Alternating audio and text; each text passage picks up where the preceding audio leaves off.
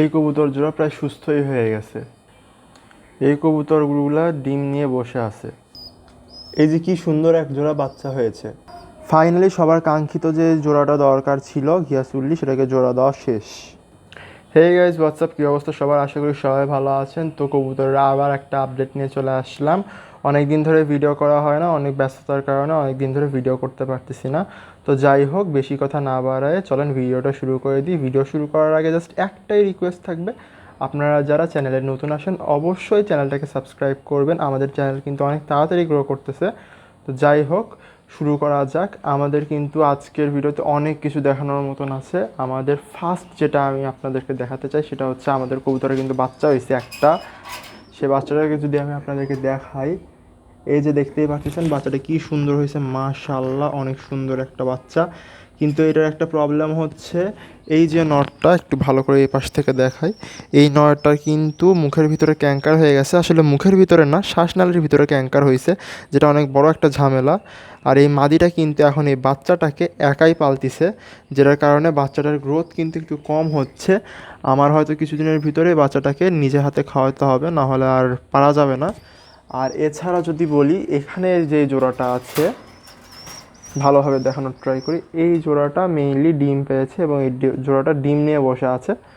ডিম পারছে আজকে 3 দিন হচ্ছে, এরা তাপ দিয়ে যাচ্ছে। আশা করতেছি এবার ডিম থেকে বাচ্চা ঠিকঠাক মতন হবে। গত 2বার এরা কিন্তু ডিম ফুটাইছে, বাট বাচ্চা পালতে পারেনি, যার কারণে বেশ ভালো একটা প্রবলেম হয়েছে। আর যদি বলি, এখানকার যে জোড়াটা আছে, এই জোড়াটা কিন্তু সুস্থ হয়ে গেছে প্রায়। এরা এখন ডিম দিবে, আমি এদেরকে সরাটা দিয়ে দিয়েছি। আর এই পাশ দিয়ে আমি জাস্ট এদেরকে ঢেকে দিয়েছি, কারণ এটার পিছনে যেটা রিজন সেটা আমি আপনাদেরকে বলি। ওই পাশে যেহেতু, সরি ফর দ্য নয়েজ, তো যেটা বলতেছিলাম, এদের কিন্তু আমি এখানে ঢেকে দিয়েছি কারণ হচ্ছে ওই পাশে কিন্তু আমাদের দরজা আছে, ওই দিক দিয়ে মানুষ বেশি যাতায়াত করে, যার কারণে এরা কিন্তু ভয় পায়। এরা যেহেতু নতুন কবুতর, দ্যাটস ওয়াই এরা বেশ ভালোই ভয় করে। সেই জন্য আমি এখানে ঢেকে দিয়েছি, এবং যার ফলে অনেক সহজেই কিন্তু এরা ডিম বাচ্চা করবে বলে আমি আশা করতেছি। তো যাই হোক, সবাই যেটা নিয়ে দেখতে চাচ্ছিলেন সেটা হচ্ছে আমাদের নতুন যেই জোড়াটা, মানে আমাদের যে ঘিয়াসুলিটাকে পেয়ার করার কথা ছিল।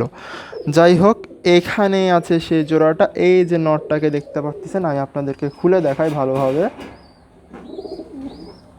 এই যে নটটা আপনারা দেখতে পাচ্ছেন, এটার সাথেই কিন্তু আমরা ঘিয়াসুল্লি মাদিটাকে পেয়ার করে দিয়েছি, এবং আশা করতেছি এরা খুব তাড়াতাড়ি ডিম পেড়ে দিবে।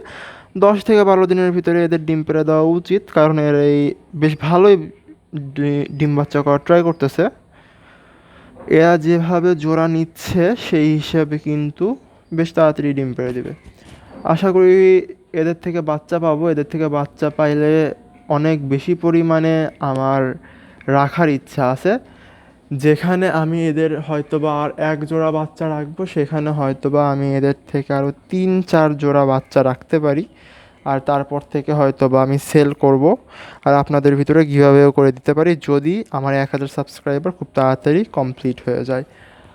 আর এইদিকে যে কবুতরগুলো থাকার, এই পাশে একটা তো হ্যান্ডটেম বাচ্চা সিঙ্গেল, আর এই পাশে এই নটটাও সিঙ্গেল। এটা কিন্তু মল্টিনে আছে, এটার জাস্ট আর 2 পর মেবি কমপ্লিট হওয়া লাগে, তারপরে কিন্তু এটাকে আমরা জোড়া দিয়ে দিব। তাহলে আশা করতেছি যেটা জোড়া নিয়ে নিবে।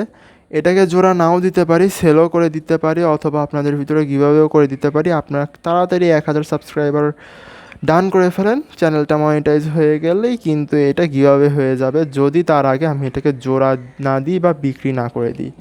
তো যাই হোক, এটাই ছিল আজকের ভিডিও। আশা করি সবার ভালো লাগছে। যারা চ্যানেলে নতুন আসছেন অবশ্যই চ্যানেলটাকে সাবস্ক্রাইব করবেন এবং ভিডিওটাকে লাইক করে দিবেন। আসসালামু আলাইকুম ওয়া রাহমাতুল্লাহ।